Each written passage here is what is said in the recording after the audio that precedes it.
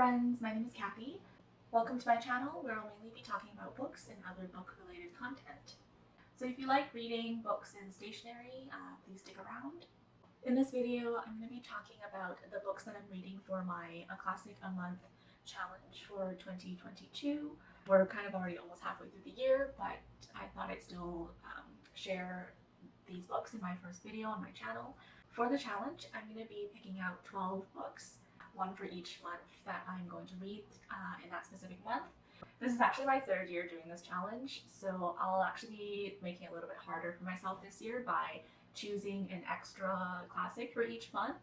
That'll be my bonus classic that if I get to it, I get to it, but if not, then that's fine as well. My main goal is going to be completing the main one classic a month. Before I get into the titles, I'll talk a little bit about my selection process. There were three main things I wanted to keep in mind when I was picking my books. One was that I did want to keep an eye out for and specifically pick out books that were by female authors, just because women are so underrepresented in literature, even currently, but back in the sense of classics back then, even more so. So I think if you don't keep that in mind, you could fall into the trap of where I picked 12 books and it turns out 11 of them were written by male authors. So I do want to keep that idea just in the back of my mind, just to help me sort of even it out a little bit more. Another thing I did want to consider was picking books by new authors. With this challenge, I do want to use it as a way for me to get out of my comfort zone and sort of explore new authors that I haven't read from before. And then the last thing I wanted to keep in mind was to try to read more books in translation. With the way I tend to pick classics, and I think most people too, there's a heavy focus on English classics especially, but also just sort of Western classics in general. Because of that, I did want to keep an eye out specifically for classics in translation. So those were the main three things that I wanted to keep in mind, was female authors, new authors that I never read before, and works in translation. The last thing I wanted to just briefly say before I go on to the list of books is that because I'm filming this a little bit later in the year, I have read some of the books already. For this video, I'm not going to go too much into my after reading thoughts. I'm going to be saving that for a future video, so stay tuned for that. I'll just mostly be sort of introducing the books and why I had wanted to read them and why I picked them for this year. Finally, we get to the list. For January, I picked The Tenant of Wildfell Hall by Anne Bronte. The sensational, hard-hitting, and passionate tale of marital cruelty sees a mysterious new tenant at Wildfell Hall, Helen Graham, unmasked not as a wicked woman, as the local gossips would have it, but as the estranged wife of a brutal alcoholic bully, desperate to protect her son. Using her own experiences with her brother Branwell to depict the cruelty and debauchery from which Helen flees, Anne Bronte wrote her masterpiece to reflect the fragile position of women in society and her belief in universal redemption. I will say that I did enjoy the book. Essentially, I picked it because I hadn't read Anne Bronte before. I picked this instead of Agnes Grey because I had this book and I didn't have Agnes Grey. So that's basically why this book was picked instead of Agnes Grey. But I have heard good things about Agnes Grey as well. And I believe... Which one did she write first? Let me just do a quick search. 1847, and this one was 1848. So yes, Agnes Grey was first, and then The Tenant of Wildfell Hall. The bonus book for January is If on a Winter's Night a Traveler by Italo Calvino. You go into a bookshop and buy If on a Winter's Night a Traveler by Italo Calvino. You like it, but there is a printer's error in your copy. You take it back to the shop and get a replacement, but the replacement seems to be a totally different story. You try to track down the original book you were reading, but end up with a different narrative again. This remarkable novel leads you through many different books, including a detective story, a romance, a satire, an erotic story, a diary, and a quest. But the hero of all of them is you, the reader. Doesn't that just sound so great? So, anyway, I first heard about this book last year. I think I heard about it early 2021, and I kept putting it off. I heard about it, I immediately put it on my list to read, and I think I bought it quite soon after that too. But essentially, I kept putting it off because do you ever do that with books that you really, really that you think like that you really want to read and that you think you'll really like, you sort of like want to save the experience, so you keep putting it off and you just like never read it because you're like, oh my god, I want to wait until like everything is perfect and then I'm gonna read this book and then it'll be so great. So that was what I was doing, and I just decided, you know what, I just have to read it. I have to stop saving this book. The longer you like save it for, the higher your expectations grow, and then it's like much harder to satisfy those expectations. So even if the book is like great, you know, sometimes if you've like waited for long enough and you've like hyped it up in your mind for long enough, then it can sort of feel like a letdown just because you've built it up to this like impossible standard. Spoilers, I did really love it. It did, you know, I built it up for like maybe a year. It did live up to those expectations. I have lots of thoughts on this book, so I will definitely be sharing that with you in a future video. I recommend it to anybody who likes books and loves reading, because I think that was the whole like purpose of the book. 2 hours later. Oh no, I'm talking about my after book thoughts again. Don't do that. For this video, it's done. That's all I'm gonna say. You don't get any more. Then, moving on to February, the book I picked for February is The Romance of the Three Kingdoms by Luo Guanzhong. A vast human epic of warlords, schemers, heroes, and villains battling for the throne, The Romance of the Three Kingdoms has enthralled readers for more than 500 years. Dramatizing the violent destruction of the Han Dynasty in the 2nd century and the tumultuous rise of three kingdoms vying to dominate China, this blend of real events, legend, and magic shows what happens when justice and wisdom are corrupted by ambitious tyrants, treacherous courtiers, betrayers, and intriguers. This new translation and abridgment brings together the most gripping stories and battles from the original novel in one seamless narrative. This is one of the 4 great classical novels of China. Initially, I thought about reading it in Chinese, which like I can read Chinese, but it's not great. I have trouble with some characters, so I thought that I would read it in English first, just to make the experience like a little bit more enjoyable and a little bit more smooth for myself. Then for the bonus, I picked Dubliners by James Joyce. Naturalistic and moving, the 15 stories which make up Dubliners each mark a moment of epiphany for the characters as they experience illumination in the churches, markets, bedrooms, and pubs of Dublin. A stirring, beautiful depiction of Irish middle-class life in the early 20th century, this is an eye-opening, powerful introduction to James Joyce's writing. Which leads to why I picked this book perfectly. Essentially, I just picked it to get a sense of James Joyce's writing, just to get a feel for his works, before I tackle like Ulysses or Finnegan's Wake, because those are some big tomes. With this, I could get a nice little taste of his writing.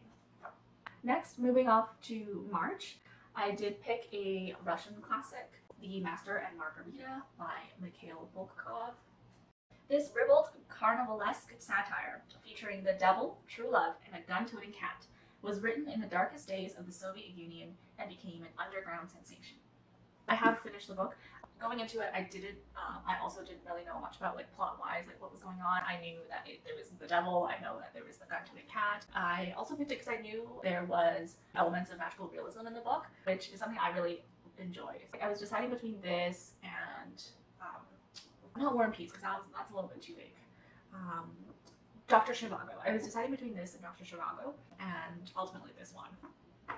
And then the bonus for March is The Black Unicorn by Audre Lorde. Filled with beauty, rage, and tenderness, Audre Lorde's most acclaimed poetry collection speaks of mothers and children, female strength and vulnerability, renewal and revenge, goddesses and warriors, ancient magic, and contemporary America. These are fearless affirmations of identity, told with incantatory power. This is, I believe, the only poetry collection I picked for this year, which is kind of a shame. I hope in future years I'll pick a little bit more as these bonus classics. It's one of my sort of overarching reading goals to read more poetry. Now moving on to April. For April, I picked Emma by Jane Austen. Jane Austen's sparkling and flawless comic masterpiece is a story of Emma Woodhouse, rich, charming, spoiled, obsessed with matchmaking, and blind to everyone's faults, including her own. Although Austen described Emma as a character whom no one but myself will much like, her wit and her gradual self-realization make her one of the author's most remarkable, believably imperfect heroines. So this is one of the last works by Jane Austen that I have yet to read. I believe it's this, Northanger Abbey, and Sandishan. I ended up picking this one just because I really wanted to watch the new movie, and obviously you have to read the book first before you watch the movie. That's a rule. So I just wanted to get this one out of the way so that I could watch the movie essentially. Then the bonus for April, I picked The Enchanted April by Elizabeth von Arman. The discreet advertisement in The Times, addressed to those who appreciate wisteria and sunshine, offers a small medieval castle for rent above a bay on the Italian Riviera. Four very different women, the disheveled and downtrodden Mrs. Wilkins, the sad, sweet-faced Mrs. Arbuthnot, the formidable widow Mrs. Fisher, and the ravishing socialite Lady Caroline Dester, are drawn to the shores of the Mediterranean that April, as each, in turn, blossoms in the warmth of the Italian spring and finds their spirits stirring. Quite unexpected changes occur. The Enchanted April, published in 1922, is a witty and delightful depiction of what it is like to rediscover joy. And obviously, why not read The Enchanted April in April? I totally forgot to mention what criteria the books tick off for the previous books. I hope most of them it's obvious, but I guess from now on I'll briefly mention it. So this, female author, and author I've not yet read. For May, the classic I picked was 100 Years of Solitude by Gabriel Garcia Marquez. 100 Years of Solitude tells the story of the rise and fall, birth and death of the mythical town of Macondo through the history of the Buendia family. Inventive, amusing, magnetic, sad, and alive with unforgettable men and women, brimming with truth, compassion, and a lyrical magic that strikes the soul, this novel is a masterpiece in the art of fiction. I'm still trying to decide how I feel about Gabriel Garcia Marquez. The first book I read by him was Chronicle of a Death Foretold, and that I read in high school, like for English class. And I don't remember if I per se enjoyed it, like liked the book or not, but it was a memorable, it's funny because it was a memorable read, but I don't remember if I liked it or not. I do remember the book. It made me remember Garcia Marquez. It made me remember magical realism. It might be what got me into magical realism because it's the first work of magical realism that I ever read.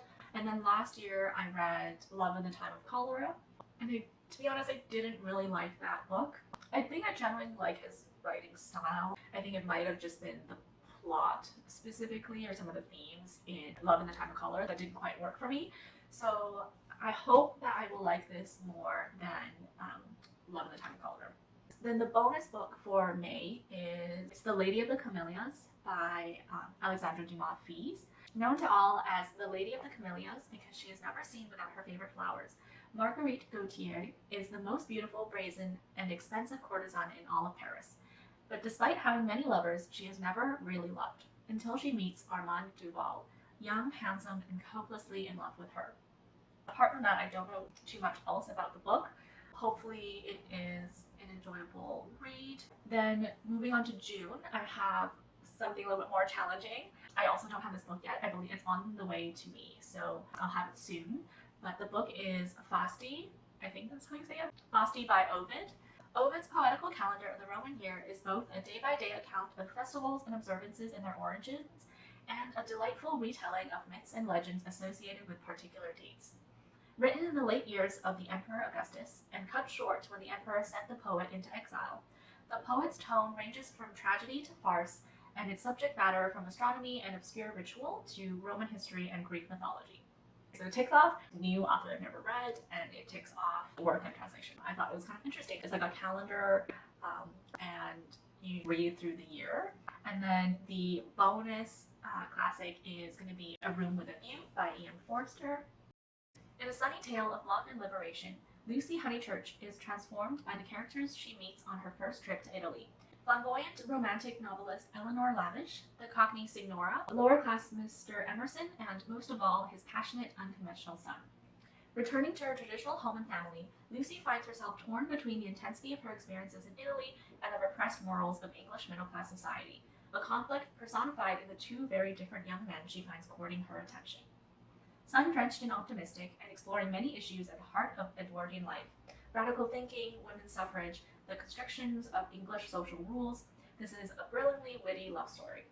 From the description, you can see why I picked this for June, just a nice, sunny, honey-like vibe. So I thought to put this in June when it's finally sunny here in Vancouver.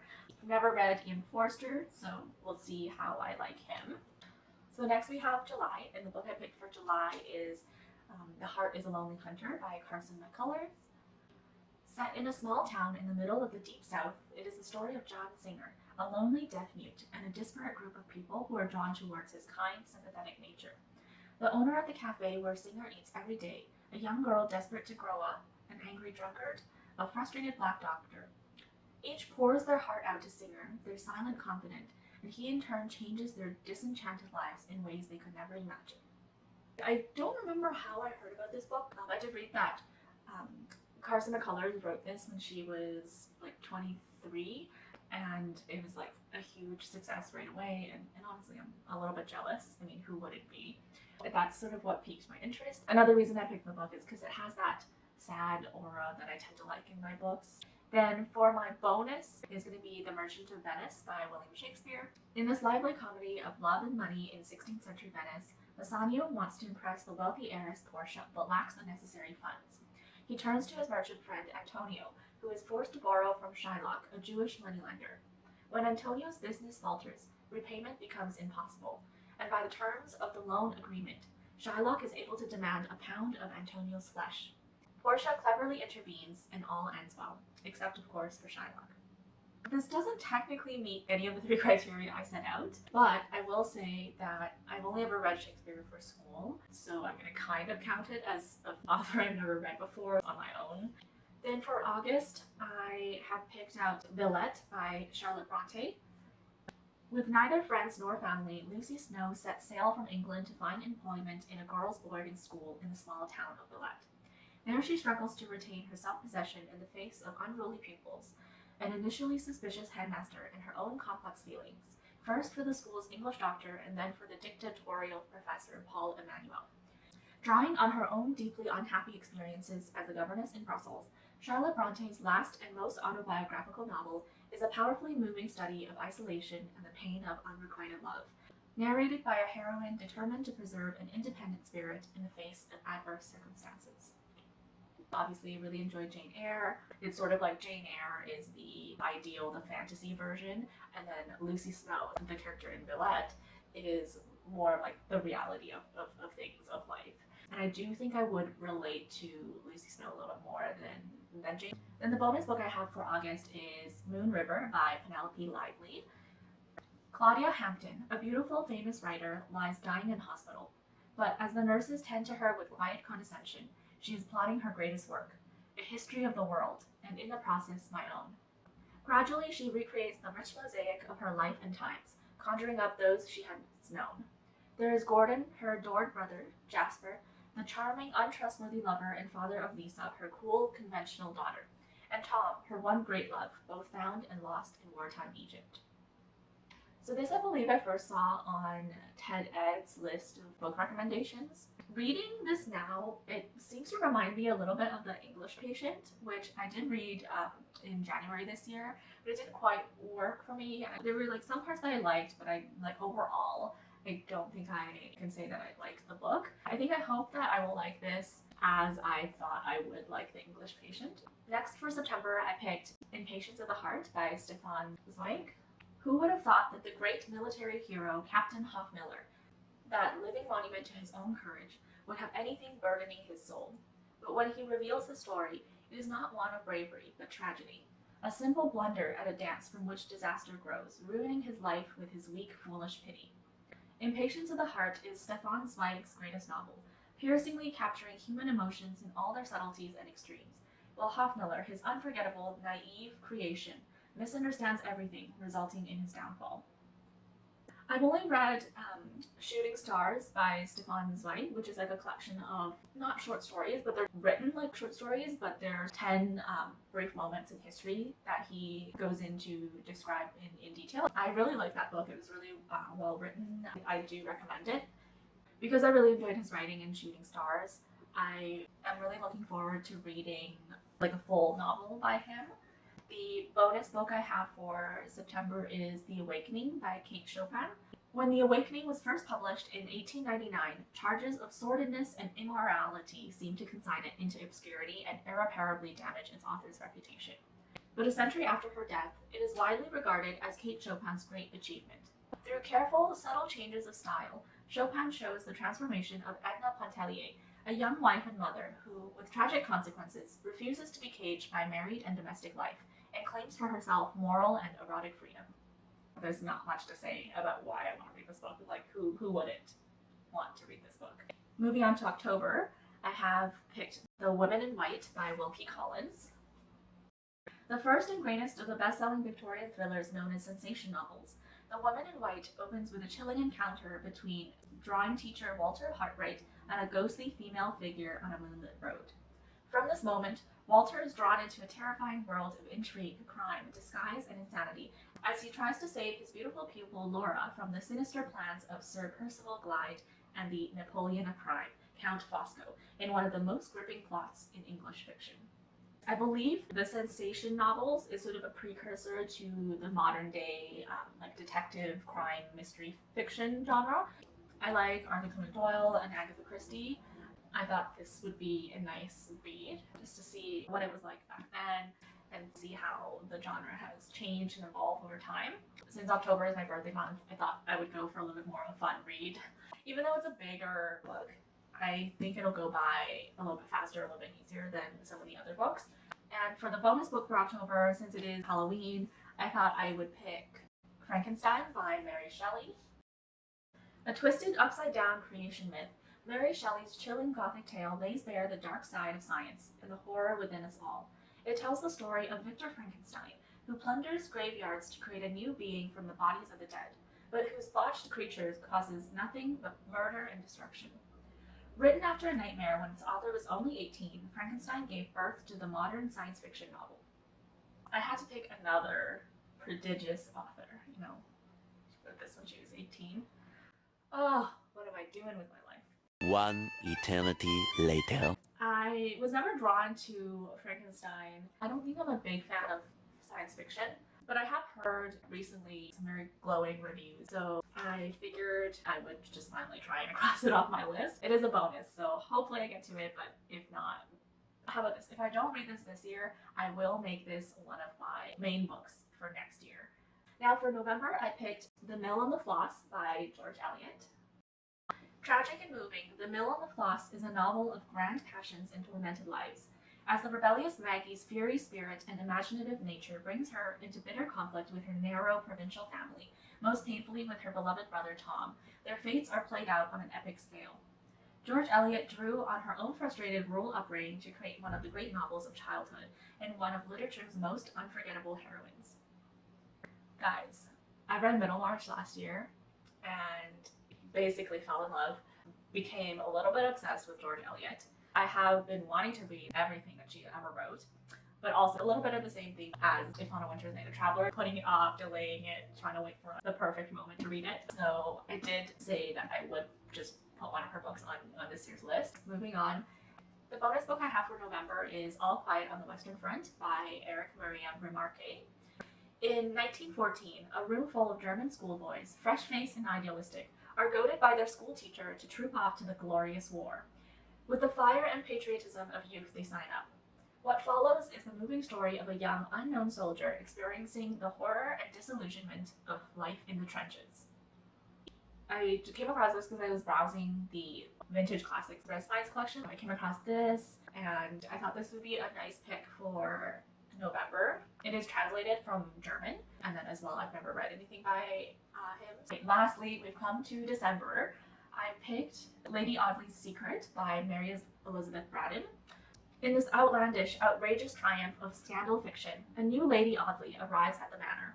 Young, beautiful, and very mysterious. Why does she behave so strangely? What exactly is the dark secret this seductive outsider carries with her?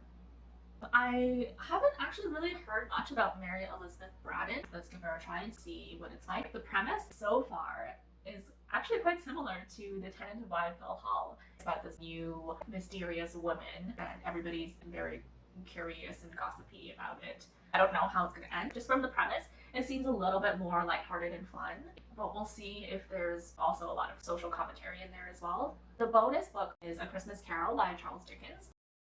With A Christmas Carol, Charles Dickens created a modern fairy tale and shaped our ideas of Christmas. The tale of the solitary miser Ebenezer Scrooge, who is taught the true meaning of the season by a series of ghostly visitors and given a second chance was conjured up by Dickens during one of his London night walks, who wept and laughed as he composed it. Taken to readers' hearts for its humor, compassion, and message of redemption, it remains his best loved book. I actually started this book last year in December, but I didn't start it until like one day before Christmas. The book I was reading previously took me a little bit longer to finish than I thought it would, and so it didn't really feel right anymore. The Christmas spirit was dissipating at a rapid pace. So this year I am going to try and start it near the beginning of the month. Alright, so that's all the classics that I'm going to be tackling for 2022. If you want to do something similar, please share your list down in the comments below. I would love to see what books you all picked. As well, if you have read any of the books that I picked out, please leave your thoughts down below if you have any thoughts that you would like to share. Again, thank you for coming by to my first video, and I'll see you in the next one. Bye.